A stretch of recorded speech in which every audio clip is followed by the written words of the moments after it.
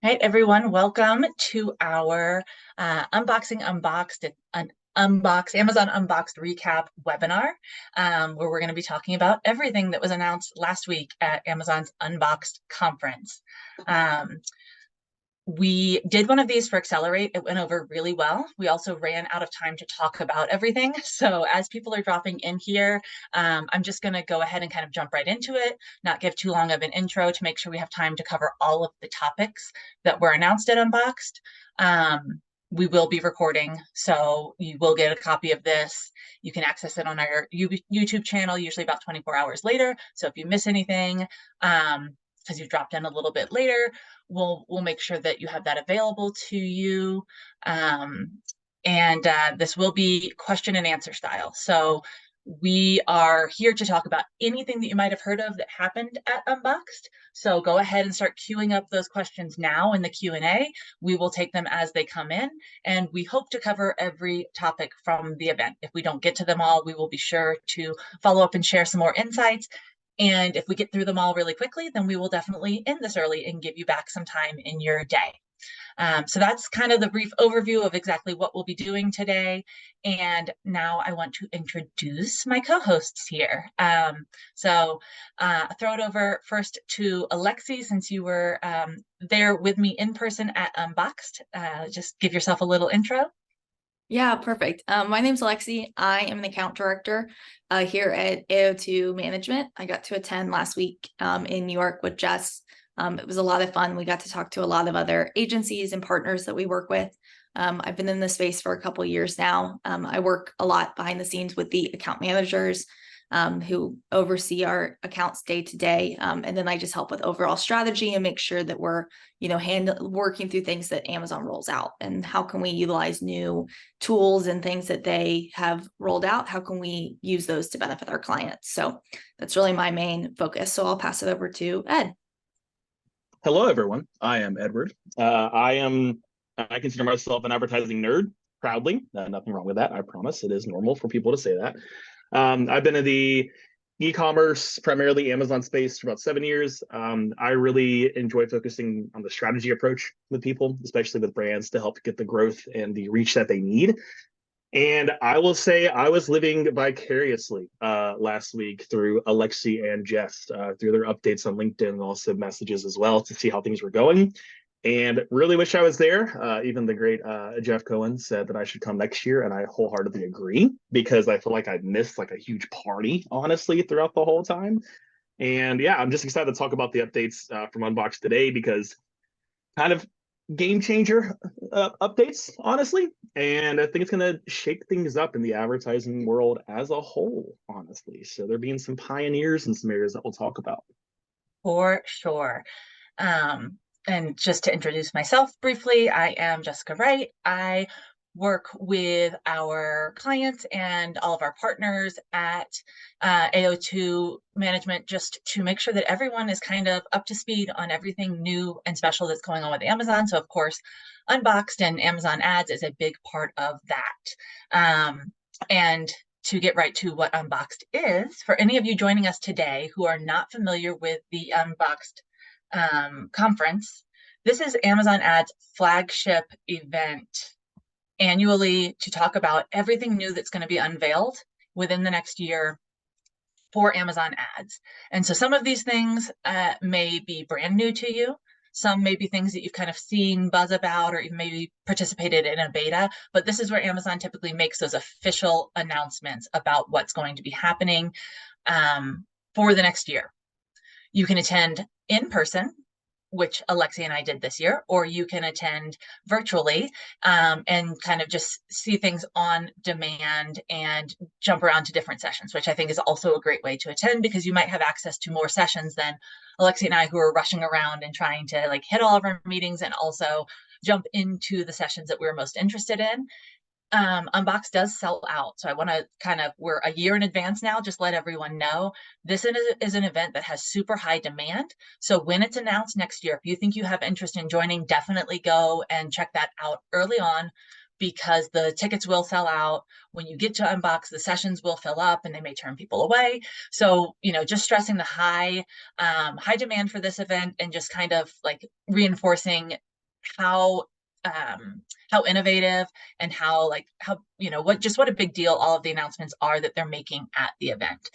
In the chat here, I see that we did just drop a link to the unboxed page. If anyone has not already registered for that free virtual attendance, you can go ahead and use that link and do that now. So everything we're talking about today, you can actually go in and watch the individual sessions. If something sounds interesting to you, go register, check out the session, the full session on this, and get, the additional information beyond what we're able to share with you today, because of course, with so many topics, we're not going to be able to dive into everything, completely, but we are here to answer questions on exactly what you're looking for, the topics you were interested in, and try and dive as deep as we can.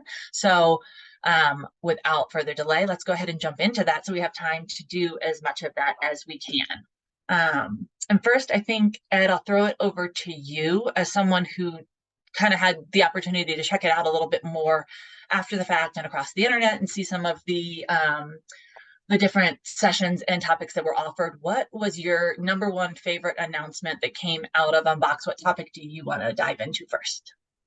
Yeah, I mean, so mine comes from watching the I guess the media platform grow over the past 5-6 years, where everybody uses streaming services, everybody's watching something. It seems like all the time.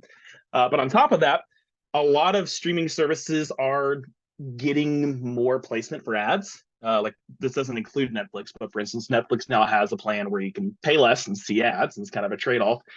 So I think the sponsored TV update is pretty crazy to me, because there are no type of minimum spend requirements or upfront commitments. That is Amazon's words, not mine. And I really like that because it does give you reach on things like Twitch and Freevee, and it is more open as opposed to just like traditional, media ads that Amazon has done in the past. So it's kind of opening, I don't want to say the floodgates, but it's opening the opportunity to more people to try out more of a media approach with their advertising. And especially with the no barrier to entry, really, with that does open it up to see different types of content, especially probably across, the next year or so, as people are trying it out and testing out the waters and seeing how it goes. That really just kind of, it sets the, I guess, the plane for what's happening when it comes to ads on TV and on streaming and even on websites. They're becoming more interactive, more natural. And it's to me, it's cool to see the potential for smaller brands to have somewhat of like a TV commercial, as opposed to like these large brands that have really deep pockets that can shell out thousands and thousands of dollars for the 15-second ad.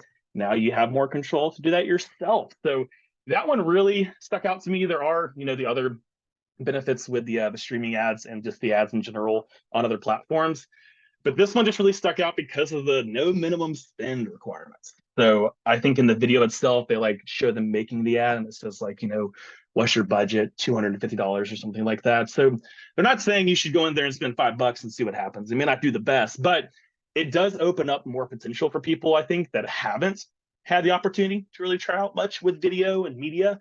So that one really stuck out a lot to me, just because I watch a lot of ads, because I am a cheap person and I do pay for the lower plan with the ads. I don't see why not. So it's just going to be cool to see what brands kind of rise to the top when this is happening. Like, are you just going to see random brands that aren't really fully developed yet? Or are you going to see more people that are really focusing on this to get the brand awareness out there outside of just Amazon itself? So that one really, I read through that article like multiple times. I was like, wow, this is awesome. This is really cool. That one's one of my favorites, I think. Alexi, anything to add on that? I know we didn't say this earlier. Alexi is kind of suffering through the beginning of a cold. So I'm trying not to put her on the spot too much. No, you're good. I just, to go. There's just too much excitement happening. No, I think I sent a text to Jessica last night, because we've been hearing a lot about the new shows on Freevee, and I've just been so bad about watching them. And I started Jury Duty last night, and I was watching so many commercials that I don't like. They were all new commercials. Like, I was like, oh, like these are smaller brands, different brands than what I'm seeing on day-to-day television. And I found myself really engaged with the commercials because they were so different. Like, and so some of that placement, the fact that smaller brands can get that placement in a home on your television set is just it's incredible. So I felt myself very engaged watching commercials when typically I'm someone that zones out. But yeah, it's streaming TV. We've had a few clients that have been able to play with it a little bit early on, back when it was in the beta, and seen a lot of success with it. So we're more than happy to, chat more about using the sponsored TV placement, because we have had some brands use it already. But I'm excited that it's rolling out to, all the brands to kind of play. Yeah, that reminded me too, of kind of, I think we had a conversation on this topic while we were there, of the difference between kind of what the beta looked like for this versus what the actual product looks like. And if I'm thinking about something else, definitely tell me. But is this one where we had the opportunity to participate in the beta on behalf of some of our clients? They had some great success, but then also there's already going to be some enhancements, and we know that it's going to be a little bit easier. Yeah. Yeah, no, I know that when one client in particular had to have a certain spend threshold for that beta at the time. And they also couldn't have the QR code at the end to say like shop on Amazon. That wasn't a thing in the beta. And now there's going to be QR codes that, a consumer can, or, someone watching can just scan that QR code. So it's going to be easier to track than it was during the beta. Awesome. Yeah, it really sounds like they're coming out with like really great ideas, but then making those things even better through some of the testing and the trial and error that the brands are actually going through with this stuff. And And I also, will say it's really going to change how I think people advertise, in all honesty, like, because back when QR codes were first coming, I was a young lad. I was like, this is so weird. Like, who's going to scan these things? Like, you don't know where it's going to go or anything. And now it's become very natural, and it does create less of a hassle too. Just like what you were saying, like say with the QR code application, people can I hate to say this, but like lazily pull up their phone and just zoom in on the QR code instead of having to oh, let me go search this brand, let me find this, let me search, find, buy this, and see where it's coming up and everything. I think it's going to change how the ads are. Like you said, it's been really refreshing to see different ads, and I think it's going to change how ads are perceived by people too. Where these bigger brands can do very minimal ads, very just simple, just kind of direct in, hey, we're tied, we have all this recognition, here's an ad of someone washing their clothes, not buy our product. Now it's going to change up how people are actually engaging with them and how they're portraying the brand and the product, so they can stick out up against those larger brands. I don't want to say this, but maybe they got a little too comfortable because they have a kind of process they've been sticking to for the past 10 to 15 years, and this is going to shake it up. I'm excited. I mean, it's a different format, and it's a different user base that you're reaching, across all of these different opportunities. So there has to be something that's going to be different than what we've seen before. Do either of you have any thoughts on what types of brands with this low barrier to entry, truly any brand could participate? But do you have any thoughts or predictions or just kind of general conversation pieces on what types of brands this would work well for or not, or what you'd like to see, who you'd like to see try it out? I'd like to see if you want to go first. You can go first. No, I've been you talking. go ahead. Good.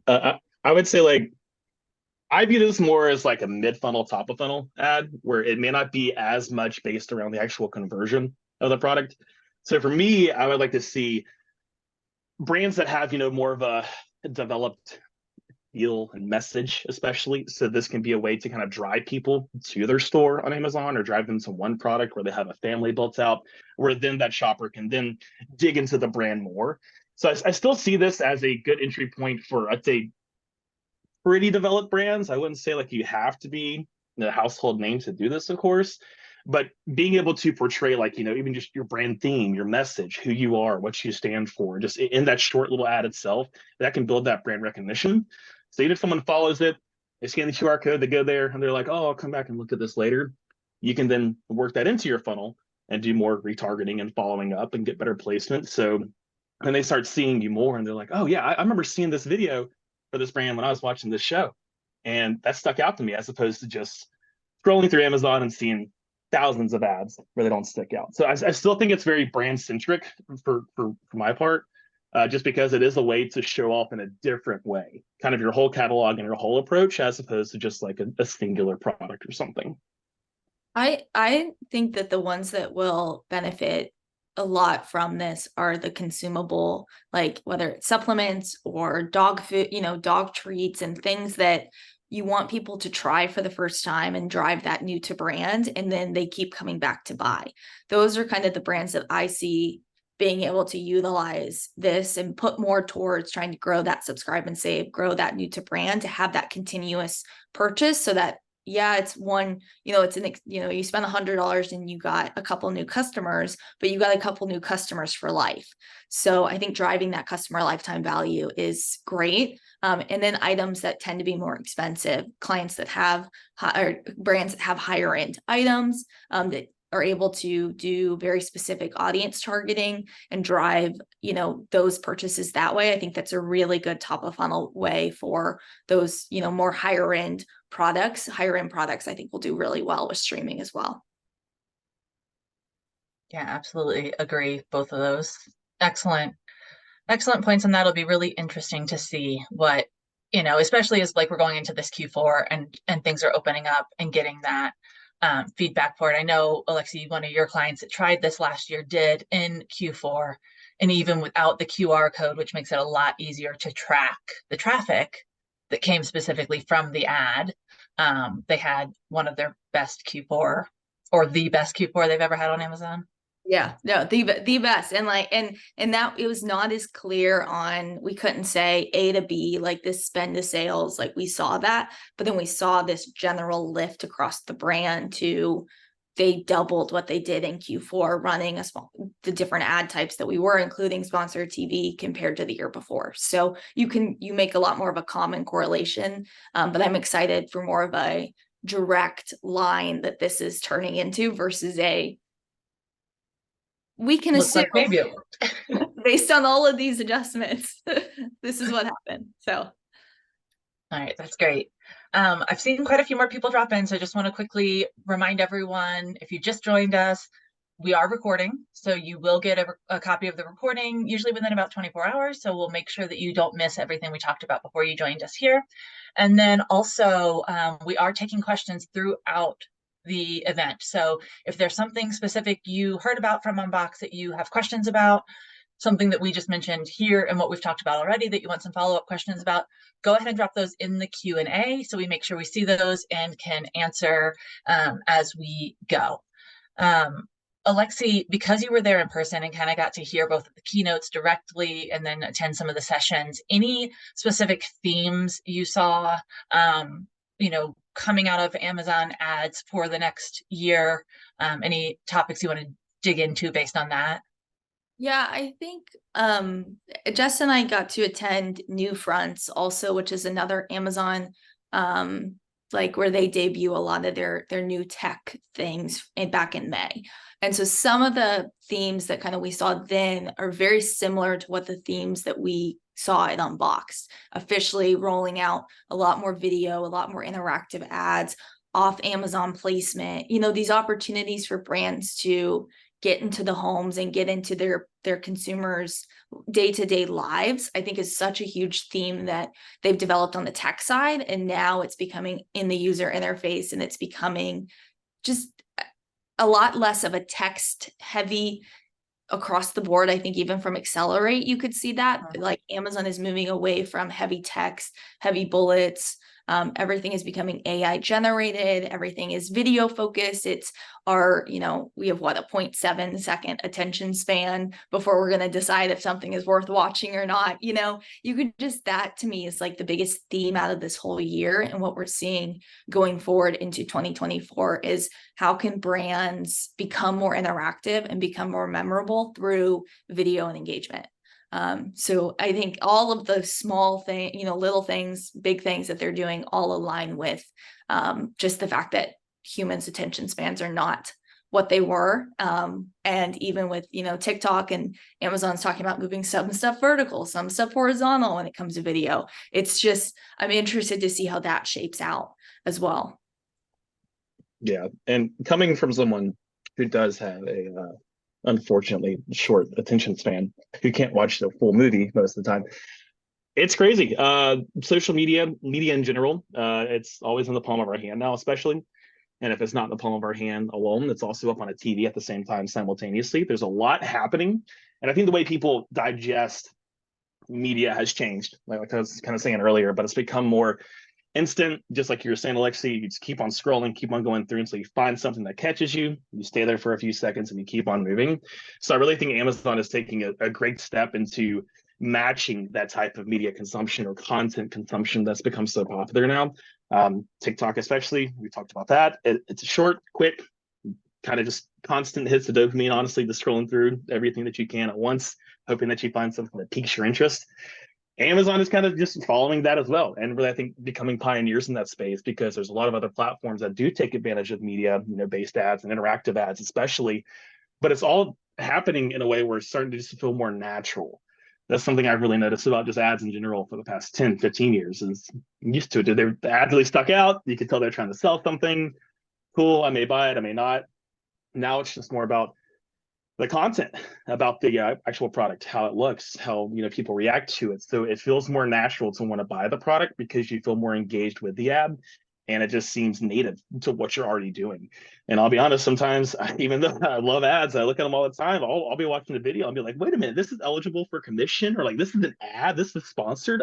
They got me, like they got me, and it always blows my mind a little bit. But I think it's just really good that Amazon is kind of embracing that, honestly, as opposed to trying to shake up things and move things in a different direction. They're trying to embrace it and become more native and natural to what everybody else is currently consuming, ad based or not. So they're doing the right thing, I think. It's just, we'll see where it goes once it really becomes even more natural over the next few years as well. And not to take it back to streaming, because I know I want to cover so many of these other topics, but you both said something that really made me think of something that I heard at unBoxed about the streaming ad specifically. Alexi, you brought up that like on one of the tests that you ran, this is when we were talking with that team at the Partner Connect at unBoxed, the completion rates and how, we were just talking, you both mentioned like the short attention spans, but with the streaming ads, like they're kind of forced to watch the whole thing. We don't really know, they could get up and like walk away and go do something, but like the completion rates for how a viewer watches through they typically are at like 100% or 98 or 99%. It's very rare that a viewer doesn't finish the whole ad, so that's a big benefit. And then we also kind of talked about how if you do have a lower completion rate, if you're below that, I think they said like 97%, then you should really think about the fact that you've probably created a bad ad, because what that essentially means is people are just actively turning off their streaming service when your ad plays. And we haven't seen that yet, but we have seen that the majority are 100, 98, 97, like in that very high completion range. So that was really interesting that first you're captivating people for that extended period of time because they're just sitting there or waiting for their show to come back. But also it's a very clear indicator, more so than many other options, if you have just bad content. Yeah, and they're also adding ads to Prime Video, which has been a new thing, going off of, that's a little more on the DSP side, but previously just like, Netflix, you could pay and, you're watching ad free, and now Prime Video is going to have that same, it's a lower entry point and you're going to get ads versus you might pay a more premium rate to not have ads. But I know that I've gotten so used to watching ads with Hulu and other sites that it's like, I'd rather just not, save a little bit of money and watch the couple of ads that they're going to show. And that's just such a great area to get, any of the Amazon Prime original programming is going to have ads in 2024. So it's going to be interesting to see how that expands. And I don't know how long those ads, those commercial breaks are going to be. Like, are they 30 seconds? Are they a minute and a half? I hope that they're like 45 seconds. That would be great. Like 2 ads and then you keep going, but we'll see. We don't really know yet. We just know that they're adding ads to Prime Video. Do we think that kind of budget conscious viewer, right, it's somebody who wants to save a little bit of money, and is willing to take those ads. So does that change what brands should be advertising on these, like, streaming and Prime Video, because we know it's going to be probably the more budget conscious viewer or shopper? Yeah, I mean, I could see that, and especially if you're gonna run an ad on there, make sure you're running some sort of deal or coupon or something for buying the item. I don't know if those high-end products will do as well with a budget, with someone who's watching the ads on Prime Video, who's budget friendly. Yeah. Mhm. Yeah, I think I keep on saying it's going to change everything, but it is, like, because I mean, you could have these smaller brands, you could have larger brands, and I think the more and more I get to annoy people, and talk to them about what they're doing, and also annoy y'all to see what type of results you are getting as well. It'll be cool to see, like, what the smaller brands are able to get out of it compared to the larger, big box brands, brands that have a large reach, brands that have kind of an in with Amazon, especially in a long history. It's just, I want to see the smaller brands. I think that's just me selfishly saying that. I want to see, just like you were saying, Alexi, like some brands I've never heard of. And I don't want to see the same ads over and over and over again, because at some point I do tune them out. And speaking back on what you were saying, Jess, about people, even if they get up and walk away and do something during an ad, the audio is still playing. So of course, make sure you're focusing on your audio, because I'm guilty of, going to get some water or something, during an ad, and I still hear the ad all the way through. And even if I can't help it, I'm listening. I can't just, like, plug my ears, or I don't want to mute the TV because that's a lot of work. So it's crazy. I don't know how to say it even more. Like, I'm just really mind blown, especially with the Amazon Prime, the stuff, especially outside of even Freebie, because I have seen Amazon Prime Video especially grow tremendously with the content.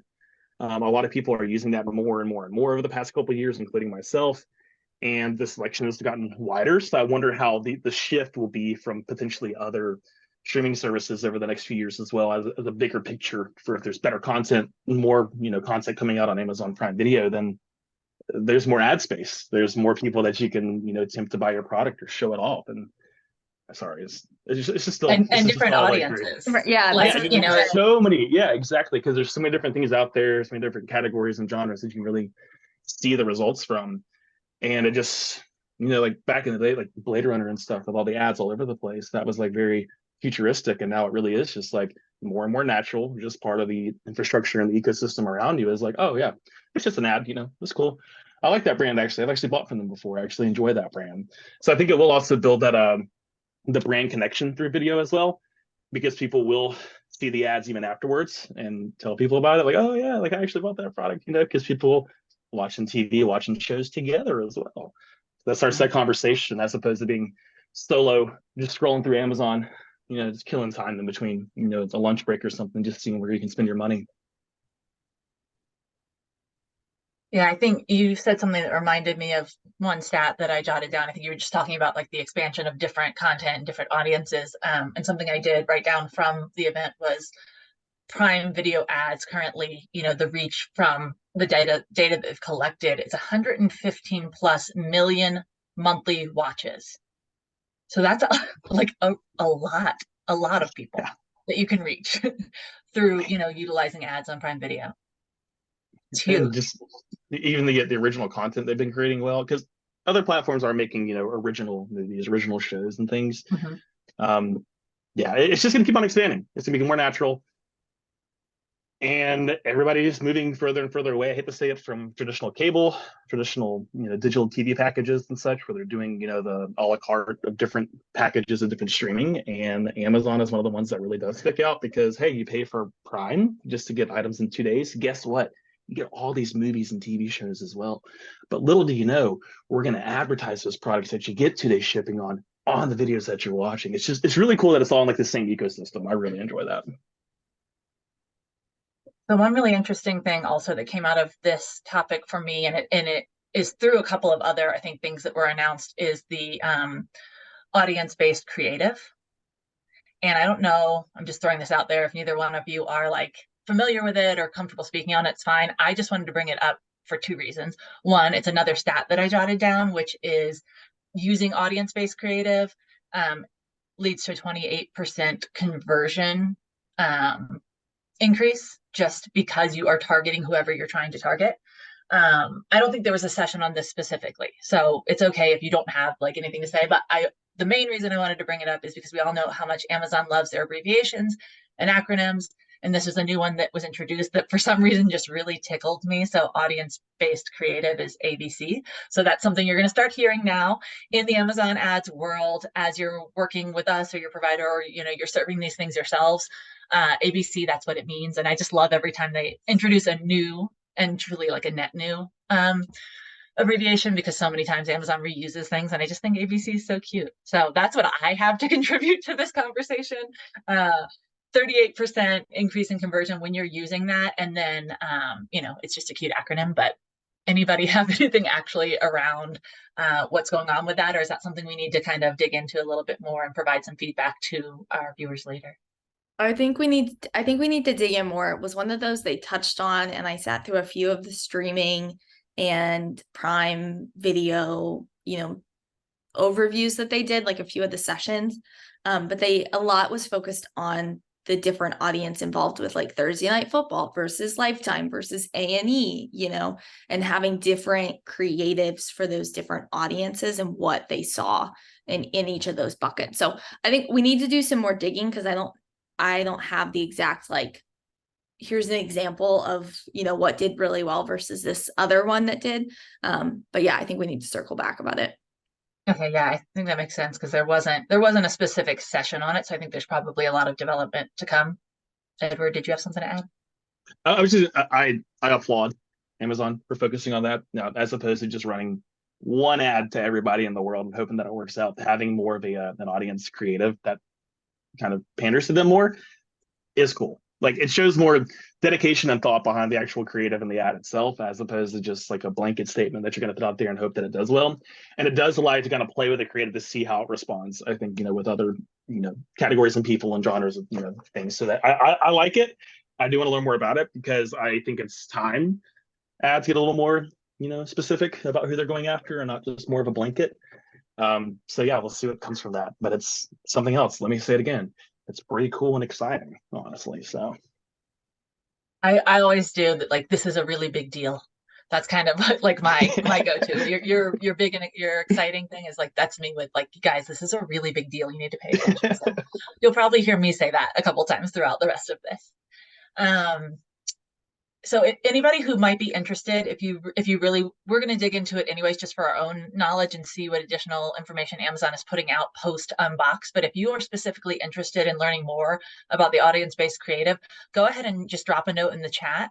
We'll be able to capture that information and make sure that we follow up with you specifically after the event. So let us know.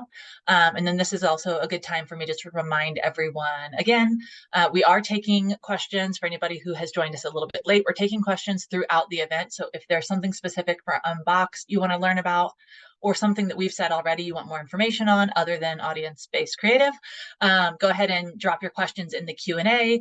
Any comments, anything else you want us to just make sure we send you more information on directly, put that in the chat. And then we're recording. We'll share this recording with you usually within 24 hours after the end of the event. I'm going to jump now to another topic that is kind of related to this creative question. And I think one of the most talked about things for unboxed. So I'm sure you'll both have something to say about this one. AI powered image generation. The elephant in the room. Alexia, I want you, we talked about this a little bit beforehand. I would love for you to start the conversation if you want to, of course. Yeah, no, I mean, we know that AI is becoming more and more in our day-to-day lives.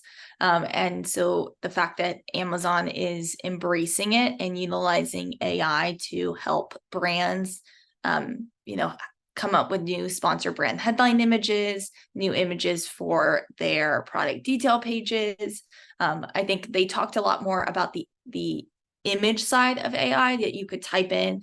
You type in your ASIN and then you say, this ASIN's a toaster and you want it sitting on the counter with, a plant behind it or something. And then it pops out with that image. So then you don't have to go and create that AI, like shoot that image for you. It's shoot that image for your ad, but instead it's, creating this generative photo for you. So I think it's something that, as you know, there's going to be kinks. I think when we talk to the people at who had the booth set up and they were showing us the videos and what is to come, they said they're still working on, they can't get, you know, human beings' hands right.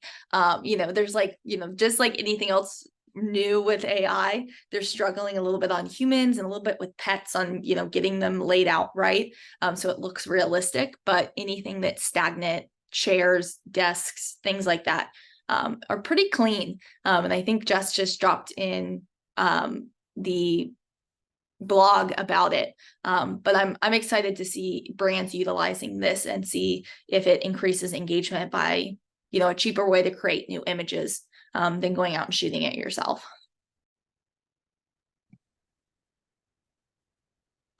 My mute wouldn't unmute. I wanted to just shout out Helena real quick. She's in the background. You never see her. You don't know she's here. She's actually one dropping all those links in the chat for us. She makes sure all of this goes off without a hitch. So yeah, we had that blog handy and it is in the chat if anybody wants to learn more about this. We knew it would kind of be like a hot topic, and so we didn't even want to have to wait for you to ask for more information. We wanted to have that handy. Definitely recommend you check it out. It was very interesting, and we got to kind of see it, you know, live, get a demo of it while we were at the show, and that was very cool. And that was actually one of my questions: is what was the feel of the room when they announced it? Like, were people like going crazy, like throwing things in the air? Like how was the feel? Because I know AI is a hot topic for a long time now, and I think Amazon stepping in, it can potentially put them in one of the front runners along, like, you know, with Meta and other platforms that are using AI, really generating AI, especially with Google as well. And because I've been watching the whole story for like all the different companies pushing it. So I was even talking to Alexia about, like, you know, like, are they straight up, they created their own AI and, like, you know, computer model for it, or are they piggybacking off of someone else's AI, you know, and, like, you know, machine learning. So I'm excited to see where it goes. I have my own thoughts and feels about AI just because I'm just one of those old people that just has ideas. So it's a different conversation. But it is cool No, to we see. can dig into that. I I did the mean, same thing. At Accelerate, they announced generative AI for listing creation. And I had a lot of very strong opinions about that. So I don't think this has to, like, we don't all have to think that this is a positive, um, you know, like you said, like, what was the feel in the room? I don't think there was like any overwhelming celebration, because I think people are in very different places with how they feel about AI in general, how they feel about AI for Amazon, how, like, how they feel about the content that it can create and how, like, what it's going to be. So I think it was a little bit all over the place. So yeah, we're free here to discuss all of yeah, the I above. mean, I've always had a thing against AI. Just I like creating things. I like being a creative person. So, like, when I see that and how it's affected some of the industries, it does irk me a little bit. But I do see the benefits, especially with this. Like, you know, this was rolled out because people are like, man, finding someone that helped make creative, or even me doing it myself, takes a long time or a lot of money. And that's a barrier of entry for people to have creative ads and to have different types of media, you know. So I definitely see the benefit. Don't get me wrong.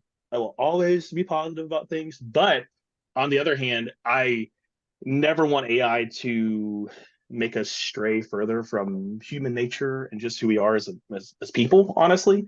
And that's actually, Lexi and I was asked her before this what the biggest update she wanted to talk about, and it was AI. But she did say, like, you know, the finger thing, and that's always been a thing with AI.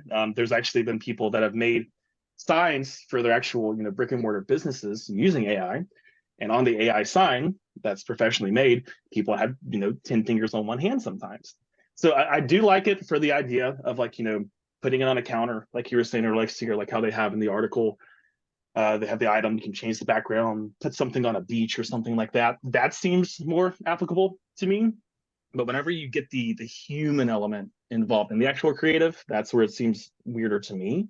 But that being said, with Amazon rolling this out and making it easier for people to access it and get that creative, they're going to gain a lot of information and data that will just improve the AI over the next few years, especially.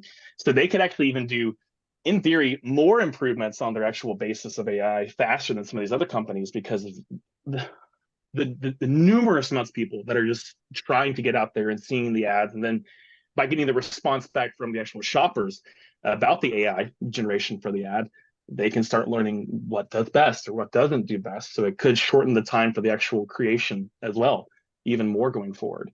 But when it comes to like, AI in general, watch too many sci-fi movies.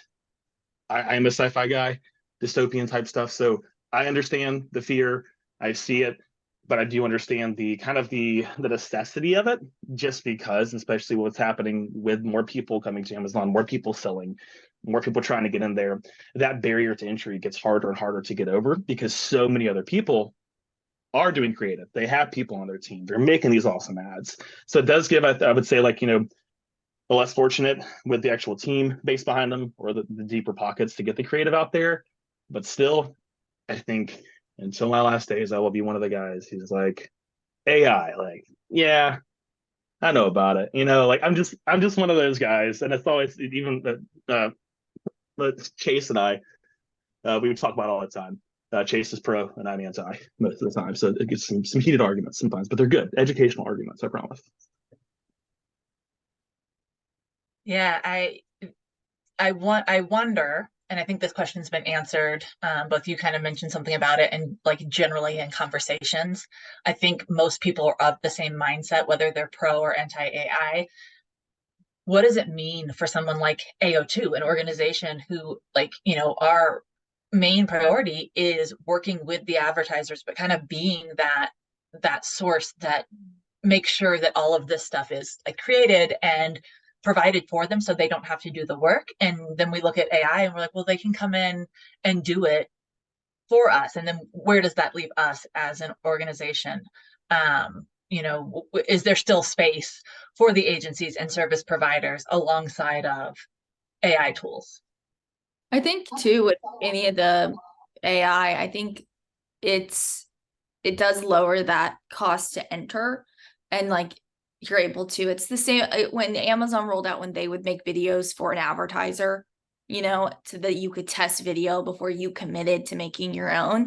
That's to me what I look at the AI with when it comes to product images, is testing, okay, how do these product images do? Is this really increasing engagement? And if so, then do I pour money into it and make it more authentic and tell my story? And it kind of allows you to run this run this test before you fully commit to, because photography and videography is very, it can get costly for a smaller brand. And if you don't know if it's going to work yet or what's going to work, it's hard to, make that financial jump. I also think Amazon had announced the AI for listings previously at Accelerate. So I feel like it wasn't as big of a, oh my goodness, it's, AI for images, because they've already been talking about it for text. They already did kind of the first thing. And I feel like there was a lot more initial excitement about the listing stuff than there was about the images. But I think it's because we kind of already got this little teaser. And so then it was like, well, that's next, like, which sounds bad, but you kind of knew you didn't know it was coming, but it wasn't as much of a monumental surprise. Yeah, agree. And I think we also kind of got that first round of like, oh, does this mean that agencies will become irrelevant with the content creation stuff? And we kind of came to the conclusion of no, because you still need that human touch. In addition to AI is only going to get you partway there. And we really shouldn't trust it to try and get us all the way there, because like Edward's example of billboards that have 10-fingered hands, if we just trust it implicitly, then we're going to see some weird things and we're going to run into some issues, and you may actually harm your brand rather than helping your brand. So we really need, whether it's the listing creation or images for ads, or even like title, like other ads creative creation through AI, you need that like combined approach of human and AI. Yeah, I am 100% to hear everybody tell me how the AI ads go. Like, I want to hear about it, but just I would say double check, triple check, look at the creative, be very cynical of like what was created to make sure it looks like something for your brand and it looks, applicable to what you're trying to offer. Don't just throw it in and run it. definitely do some double checks. This is not a human being creating this, but then also try out different things. Do some A/B tests with the actual different creative and see what really does the best. I will say when it starts crossing over to video with AI, we'll have more of a conversation then, because I've seen also full commercials made for AI, and of course some of them are jokes, but some of them people have actually tried to use. So I mean, it's just a conversation that's going to keep on happening probably forever about AI, especially in the past few years with like the usage of it has gotten a lot higher, whether it's got a commercial standpoint or just like just free play standpoint. But just pay attention to it. I would say, like, don't. I'm not trying to be like that, but don't put full trust into it. Make sure, like I was saying, you have the human element. You get the final say. You decide what looks best for your brand or your product, and really rely on that. But then also look at the results. Just like you were saying, Alexia, like you could run an AI one for a while, see how it does, and then actually put some money into it to make the actual real thing. Use that as kind of a draft to see what happens, and then see how the performance does afterwards. See if you get a better engagement or better performance from an actual ad that you created or something that was AI generated. So the data will tell us everything per usual. But I am going to be weirded out the first time I see someone with 10 fingers on one hand on Amazon. And I'm going to be like, I know what happened here. Because there are other apps that people have been using AI off Amazon to make video, to make ads and things like that for Amazon. So I know that now this is coming out, that's going to kind of cut a lot of that off. So maybe we'll get better quality AI in theory, because it's being regulated more by Amazon. And like I said, so many users that will be using it, and they can use that data to improve it. So maybe we'll see better improvement over time. Maybe people will have 4 fingers on one hand instead of 10 on an average. That'd be pretty cool to see, That's probably the most important point in this conversation is AI improves with user interaction. So the more that we do adopt this and check it out and give feedback and change things, like the better it's going to get. And so if we are interested in it at all as a tool, we should be utilizing it just to be part of that process to make it better, so that we, those of us who are skeptics, can be part of saying, okay, this is exactly what I thought would happen, and this is why it's bad. And then, training the system to do better. So, and that's true, I think, of anything with Amazon or across the board, but especially with Amazon. Anytime they're releasing new tools, I've always been a big proponent of early adoption. Get in there and use it, because you'll help shape whether or not it will stick around. A lot of times Amazon will, release 10 new things in a quarter, and you probably hear about 5 of them and 2 of them stick around. And that's because there's so many things going on. We don't see them all. We don't use them all. There's not enough interest. There's not enough feedback to develop things. So all of these things we're talking about today, if you can use it on your own, if you can work with us to let us, utilize it and test it out in your account, it's just going to build the future of the next big thing, the better version of this, or, the next tool that Amazon brings out that's going to benefit us all. Okay, taking a look here. Next one we've got is around freebie, and I don't know if maybe this is something we already covered in our other conversations, and we can skip over this one. And anybody who is interested in freebie, when you get the recording, you can you'll be able to hear what we already said about it. This was the announcement, like expanded reach to engage viewers through freebie, specifically DSP. I think we covered this in some of the other streaming conversations. Anything different or more specific we want to dial into on this topic, since we've got a specific ask for it?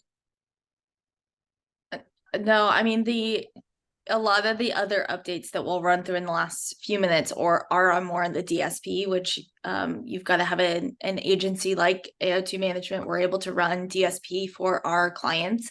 They're not you can't just go into the user interface and start running DSP. So a lot of these next updates do have to do with DSP, and Amazon Freebie more specifically is having a fixed, cost for buy-in for that is more reachable than it was previously. So I think that's the biggest update with that, is if you really want the freebie audience, there's a certain CPM to go after that audience now with DSP versus being a more generalized. It might go to Twitch, it might go, to IMDb. You can actually target exactly freebie. That's that big update. And Edward, I saw you unmuted too. Did you have something specific? More general, just about DSP, it is cool to see more DSP features, coming and being more accessible to people. Because DSP always has been a great way to do top of funnel and to really build your brand and show it off more. So I am happy to see better variety in the targeting and the placement itself, because it does just expand, the want and need to get into DSP. Because for years people have done it, larger brands have done it. There is kind of, quote unquote, to a degree, a barrier of entry just for the cost itself that can go behind it. But this makes it seem more accessible to people because it's just adding more and more benefits to it, where people are like, oh, like this actually seems like an option now. I've built out the rest of my funnel, sponsor brand, sponsor display, sponsor product. I think it's time to move up to DSP and hit the top of the funnel, so then everything else falls back down through the other ads that I've already created. So it just, my 2 cents about it was just, it's cool to see DSP getting some refresh and getting some new features, and it will help people grow and it will give them a different reach and to different people, which is always exciting. I will say, be careful in Q4 with, larger reach stuff. Just make sure you're ready to spend if it is the case, because there's going to be a lot more people gunning after it, going after it, larger costs just in general, but lots of data because there's lots of people doing stuff at this time. So I think it is cool. DSP has come a long way, and it's becoming more natural for people to bring it up in conversation, especially when they're talking to their Amazon rep, or you're just talking to like someone like an AO2 as well, just like, hey, like, what's the next step for me? It's become more natural, where I feel like back in the past few years, it was like, well, you could do DSP, but like, here's what may happen. You may get this. Now it's more of a kind of a guaranteed for a reach, because there's so much variety in what you can do with it. So big thumbs up on that. Well, and I think that also goes into the new events manager that's in beta. Is previously, we've run DSP for clients, and it is very top of funnel, trying to go after new consumers, but you can't always guarantee it's people that have never purchased your product to go after those new to brand. And that the new events manager that is in beta is a feature to help you come up with those predictive audiences, measure performance, and automate optimizations so that you can get new to brand, which is, to me, the biggest push for DSP, is to get people who might have viewed your page before, but those people that didn't make that purchase, and now you want to, follow them around and try to make sure that they purchase your item. And then that also will feed into AMC, Amazon Marketing Cloud, which is a whole other thing that Amazon has been, doing for the last year, which I think Jess can talk more about Amazon Marketing Cloud, but we're able to access that through our partners. So we can see kind of how Amazon Marketing Cloud kind of gives a one house for all this information, and DSP is starting to plug into the cloud. So I'm excited to see how that shapes. Yeah, and you mentioned the kind of the sheer volume of new customers you tap into with DSP. The one stat that I think I wrote down for this from unBoxed when they presented this, the events manager specifically at the keynote, was 2/3 plus of the reach on this is going to be, typically new to brand. And I mean, that's a huge number. Like 2/3 is a lot, but like 2/3 plus. So you're somewhere between 2/3 and all of the people you're reaching being new to brand, which just reinforces, but both what Alexi and Edward brought up on this is it's the next place to be. And Amazon is investing so much time and so much effort in DSP. Like, you always want to take note of that. Whatever Amazon ads is talking about a lot, that's where they're going to be investing their efforts and their money. And so you, as an advertiser, should be jumping on that as well, because that's what's going to be getting the biggest push and the biggest kind of lift from just Amazon being behind it. And it does even the playing field more. I think just like with all the updates on DSP, things like that, it seems more accessible. People aren't as afraid to step into things. I think that's just really Amazon as a whole over the past few years. Now there's more variety in the ad types and the placements. It levels the playing field more, where it's not just everybody going after sponsor product placement or sponsor brand placement. So it does change it up, so you can get that upper hand and that benefit as a brand. Yep, absolutely. We have one question come in I want to answer real quick, and then we probably have about 2 more minutes. So we'll be able to cover just, I think, one more topic. So we'll kind of have to pick around on that. But someone asked, Tammy asked, is the AI image generator live yet? I don't see where I would do this. So that is still in beta. So I don't think that it's available to everyone just yet. And Alexia is nodding her head. So Yeah, yeah. and I think Matt is your AM. Tell me if I'm not mistaken. Maybe my brain is working today.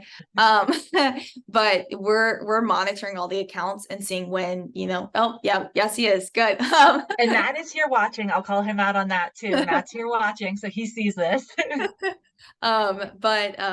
But yeah, it will be in the ad console. It is rolling out to accounts, and it varies which accounts get it first. Sometimes certain categories get it first. Sometimes it's size of sales that get it, like the higher end sales ones get it first. But over the next few weeks, we should see it continue to roll out. Now that they've made the big announcement about it, we should see it in all the accounts by the end of the quarter. I would be very surprised if by the start of Q1 it's not in every account, because they've made it such a big deal about it.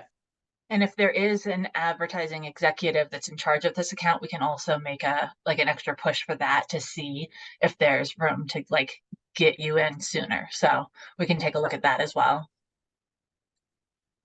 Okay, so jumping into one last topic, I've got a few kind of highlighted here that's left on the list. Alexi, Edward, if either one of you feel very strongly about any of these, contextual targeting for DSP, cross-channel planning also for DSP. So a lot of DSP stuff. And then the AWS clean room for Publisher Cloud, which I think is probably a little bit high level for anybody who's not into that stuff already. So we might skip that one. We have 3 minutes left. Want to dig into any of those other topics before we jump out of here? I think with the cross-channel planning, it goes into that overlap too. We were finding with DSP, there's a lot of overlap in that audience targeting. And so being able to go after, okay, you're doing display over here, you're doing video, and you're doing audio on and off Amazon. Are we getting different consumers? Are we getting different shoppers with each of those routes? And so that cross-channel planning allows you to kind of gauge the audience engagement more and see, making sure you're getting those new people. And then determining which channels make the most sense so that you're not duplicating your reach and spending to kind of hit those same people over and over again. And so it looks back at the last 12 months so that you can allocate those budgets towards whichever your desired business outcomes, whether that's reach, new to brand, purchase cart abandoners, whatever that may be. I think that's an exciting rollout with DSP. And I love it too. Yeah, anything that makes it easier to understand your data and know where you're actually spending your money correctly and you're getting your dollars worth, that's what some people say, is awesome. But especially with DSP, because like I was saying earlier, back in the day, DSP was just like a black box. You put in money and you kind of hope you get some stuff back. So by cleaning up that, kind of targeting and understanding where it should go and deduplicating some things, that'll help your efficiency across it more, which can then be funneled down to the other ad types in the mid funnel and bottom of the funnel. You can really focus on that more for the dollars that are saved from the DSP portion, to just really make sure people are, when they're making up their mind, they're seeing your ad still and they're converting on it, as opposed to someone else's that's only doing bottom of the funnel ads, for instance. So once again, DSP, man, I used to be scared of it. Still scared of it. Yeah, I'm still scared of it. It's still crazy, but it's becoming more commonplace. It's becoming more accessible. It's becoming not as big of just oh man, I've heard of this theory or this myth about this thing called DSP. Where is this from? Now it's becoming more commonplace, and I think that's really good, because top of funnel ads are still going to be very important for anybody. I think even more important now, more people are moving up funnel and making sure they're getting the brand and the message and the actual just overall theme of what's going on out there. So then when people go back down through the funnel, it's a more successful trip through the advertising journey that can lead to better conversion. Yeah, there's definitely going to be a lot coming out with that. So, not that we haven't said it enough here, but keep your eyes on DSP. If you have, the budget for it, definitely start to explore that. We are at time here, so I want to kind of wrap this up just really quickly, chat is still open. We're going to be in here for another minute or so. So if you have another topic that you heard about from Unboxed that we didn't cover, drop that in the chat. We'll make sure to follow up with you directly. And then thank you to Edward for joining us today, hot off the PPC Mastery Summit. That's correct. Yes. Yeah. We, got him straight from that to this. I think that was last week. You were, involved in that. Now, filling your time again with us this week on another event to just talk about PPC. We really appreciate that. Thank you for being here. And then Alexi, Yes. I mean, generally always happy to have you. Unboxed all last week, which was a whirlwind, and then you're sick today. So thank you for joining us and finding the time to do that and finding your voice to do that today. And I hope you don't have to talk at all for the rest of the day. And thank you to I'm all going to of us. call you. I'm going to call you, Alexi, just talk to you all day. Okay? Yeah, if you're here and you're a client, do the same. Make sure you push to get a call with Alexi today so she can just run that voice out. No, but thank you all. Thank you to everybody who joined us today. If you have follow-up questions that we didn't answer here, you didn't get them into the chat in time, reach out to us by email, LinkedIn, wherever you want to find us and ask those questions. We're always happy to follow up after the fact. Thank you again, and we will see you next time.